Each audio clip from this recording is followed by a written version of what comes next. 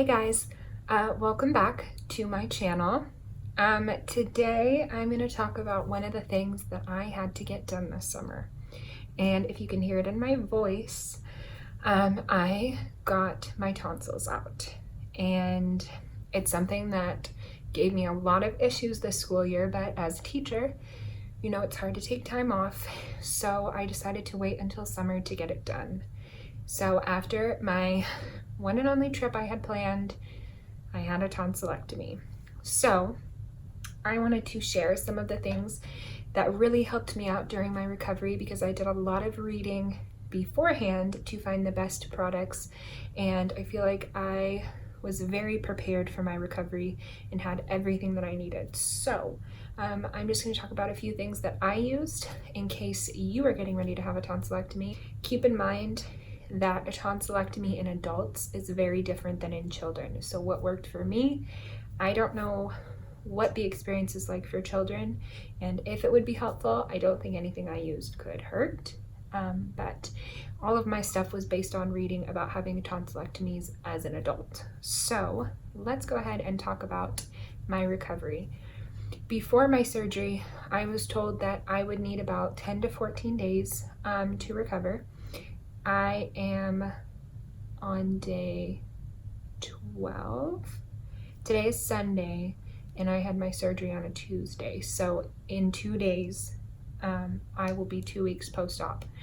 So tomorrow is my follow-up appointment. But 10 to 14 days seems to be pretty accurate. So the first day that I had my surgery, I had it in the morning. I had an amazing surgical team. My hospital was amazing. My doctor was amazing. They made me feel really comfortable. And that was really helpful because I had a lot of anxiety about the whole procedure. But they were super helpful, super caring. And when I got home, I actually felt pretty good. And I knew that obviously I still had anesthesia in my system. They had numbed my throat for the procedure, but I was taken what I could get. My doctor had told me that I needed to drink lots of water and eat as soon as I possibly could. So water being the most important, I had this water bottle attached to my side at all times, and it was just easy to drink from because it has a nice wide hole. They had told me no straws, so this one had no straws, but it was wider than a regular water bottle and spill proof, so it could be in my bed with me and I wouldn't have to worry about it spilling everywhere. This one's just from Target. I got it last summer when I went to Disneyland, so that's why it has mini on it, but it was pretty cheap.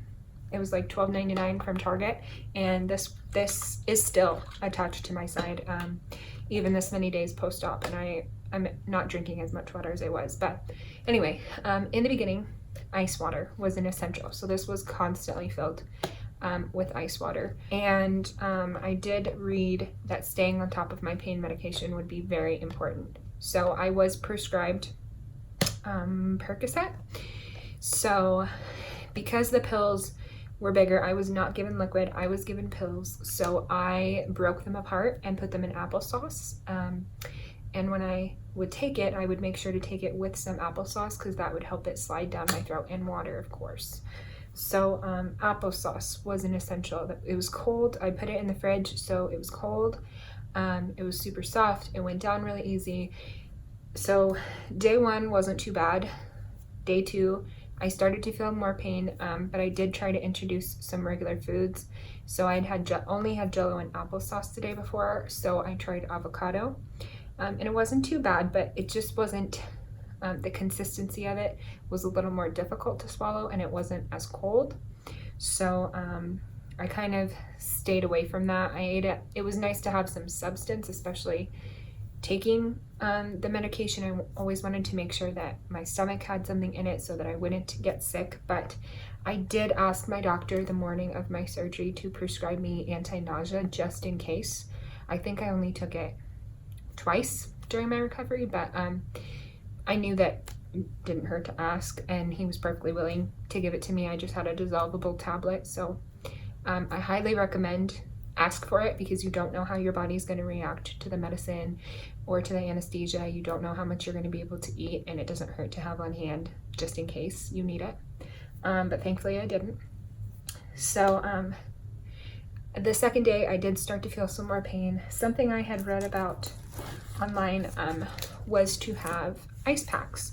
So on a blog that I read, I don't remember whose I read it from, but she had said that she had ordered these ice packs from Amazon because they are nice and flexible, and I was easily able to just lay it across my neck. And I did use just a pillowcase, just a regular old pillowcase to put it in instead of a towel.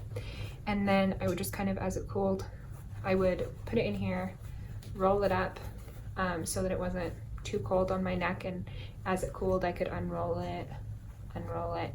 And then I originally had ordered 2 of them, but I felt like they weren't getting frozen enough when I was having to switch them, so I ended up Amazon priming 2 more and ended up using 4 of them. So I would recommend ordering at least, 3 probably would have been okay, but these, I'm still using these at night just because my throat gets dry throughout the night, and this helps to keep it nice and cool. So I would recommend ordering these. I will link these down below. They're just from Amazon. These have been amazing, like lifesaver. So I used these all day, all night. Another thing that I had read was to have a humidifier. You know, when you sleep and your throat hurts, you wake up and it is naturally drier because you haven't been drinking water. And so I had read that a humidifier would be helpful. So I went to Bed Bath & Beyond and I got the Crane Ultrasonic Cool Mist Humidifier. I think it was like $45, and then I had a coupon from Bed Bath & Beyond. I think Target sells them too. I'll link it below if I can find it on Amazon or Target. And I had that constantly running. Usually, I think for like the first 3 or 4 days, I pretty much just lived in bed because I was just kind of tired, and it was easier to just lay with the ice pack on my neck, water by my side, and just kind of got up to eat or go to the bathroom as I needed. But I constantly had the humidifier going. Now I'm only using it at night just to help keep my throat moisturized during the night. And I usually sleep with a fan on because I live in Las Vegas, so it's hot in the summer, but I haven't wanted to do that so it doesn't dry out my throat. But a humidifier was a huge help, especially when I was trying to sleep. That helped, and I just had it constantly running. So I would highly recommend that, any humidifier, but I did really like the one that I bought.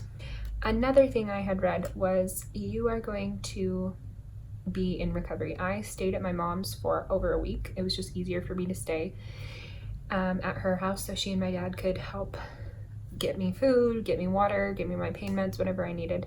So I stayed at their house. I ended up staying for over a week. And before I went in for surgery, I just bought a new pair of comfy shorts because I knew that I was just going to be in pajamas, and I didn't know how I was going to feel about getting up and showering, or if I was going to have the energy to do those things. And so I wanted to just be comfortable.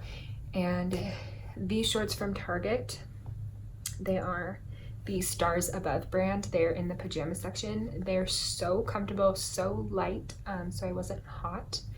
But I would recommend just get like one new pair of pajamas, just so that when you come home, like the first thing I wanted to do when I came home was get out of clothes that I had been in the hospital in. And so I had already laid these out on the bed so I could just change as soon as I got home, and I pretty much lived in these for a week. They're so comfy, and just, yeah, I just felt good in them.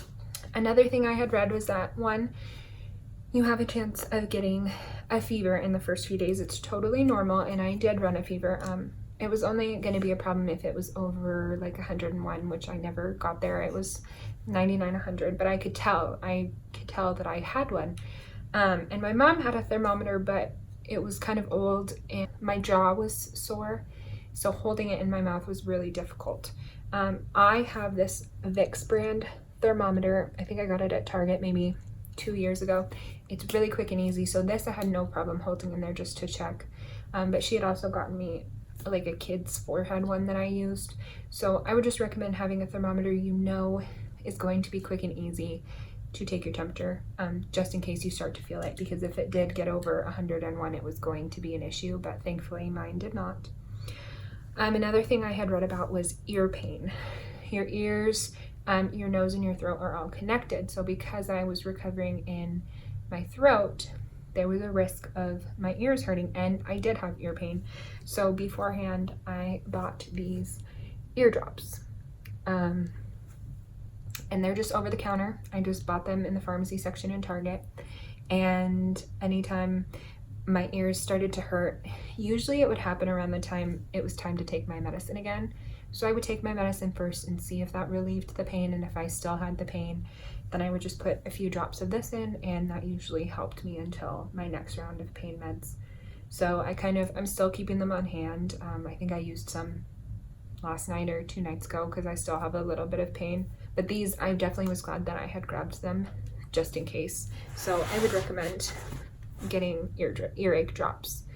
And like I said, they're just over the counter. I had also read about bad breath being a symptom of your recovery, and I didn't know if I would be in too much pain to brush my teeth or what that would be like. My doctor had also told me that keeping your mouth clean was very important for the recovery. So I bought this. I had read some people saying they used this Biotene dry mouth oral rinse. So it's mouthwash, but it's not, because mouthwash usually has alcohol in it, which would burn. So this one, I specifically looked for one that said alcohol free.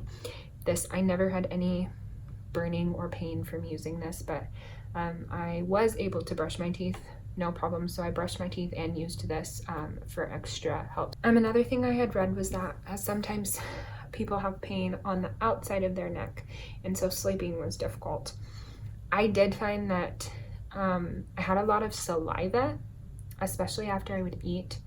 If I was laying down, I kind of felt like I was drowning, so I was able to just prop myself up with pillows. But I had read that having a neck pillow was a good idea in case you had pain on your physical outside of your neck, to help you sleep.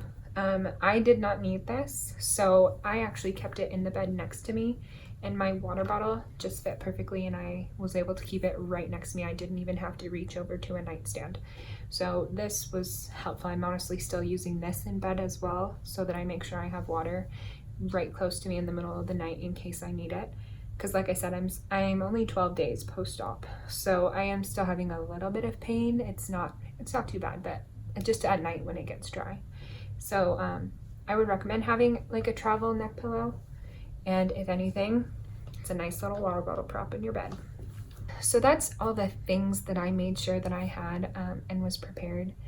And since then, honestly, I have to say I feel really lucky for how my recovery went. I only had a couple of small issues that I called my doctor about. He was well aware of what was going on.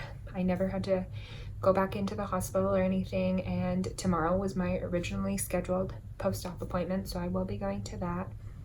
But overall, my pain level wasn't too bad compared to what I was going through prior to this. I had tonsils that have been swollen for the last 6 months, to the point where I snore at night. I was having plugged ears and ear pain regularly. Every time I got sick, I would need steroids to get my throat and my tonsils down to a size where I could talk and eat. So compared to what I was dealing with prior to this, my recovery was not too bad, and I'm very thankful for my doctor and how everything went. But reading ahead of time and looking for things that I needed was super helpful, because I did feel like I had everything I needed. There was nothing that I needed to go out and get. My diet mostly consisted of applesauce, Jell-O, mashed potatoes, and after about a week, I started doing some pasta just to get some more substance, but very, very small bites. And then only in the last 2 days, I've finally been able to eat like meat again in small bites. But overall, I'm very thankful. If you have any questions or you're getting ready to have a tonsillectomy, I wish you luck. Feel free to ask me any questions. I'd be happy to share. And if you're like me, you're probably dealing with all the personal things you don't get to deal with during the school year. And it is important. So make sure you make time for you this summer and during the school year, but especially in the summer when you have the time. Do what you need to do for your own health, because we can't be helpful to our students unless we're taking care of ourselves. So that's it for now. I hope you guys are having a great summer, and I'll talk to you next time.